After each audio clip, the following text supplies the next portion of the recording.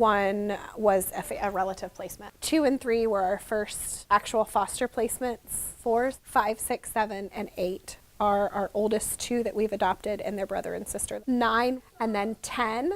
11 is Judah, who we adopted.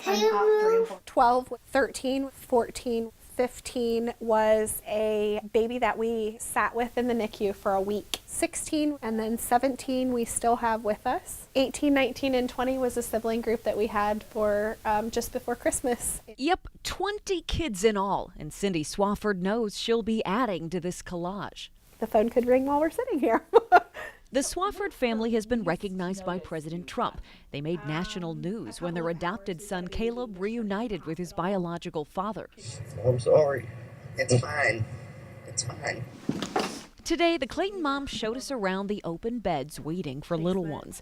In the midst of the drug epidemic, more than half of the kids she and her husband have fostered were born addicted. We have seen babies that have come home with that, that sharp cry, the extreme irritability, the stomach discomfort. The number of children in state custody peaked last year at more than 16,000 kids. That's a 28% increase over just the last 5 years.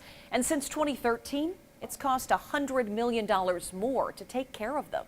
We have children who are behaviorally and psychologically out of control. We put them in a box, and it's almost like putting a wild animal in a cage sometimes is what it feels like from a child welfare perspective, because these kids are fighting and scratching and clawing and running away. Jewel Good is Children's Services Director for Montgomery County.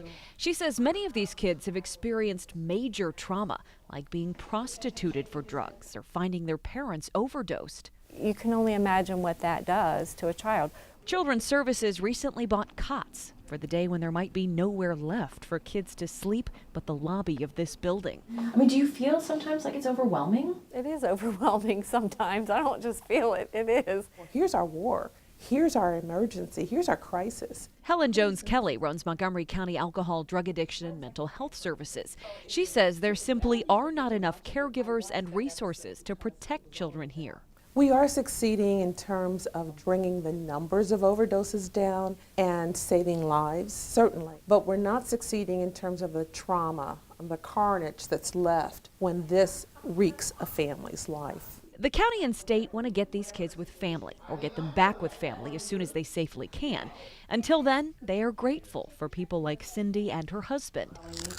More tricks. I think you've had enough tricks. Willing to protect, love, and provide for kids who may never remember them. I send part of my heart with me every time I send a kid home. Kate Bartley, News Center 7.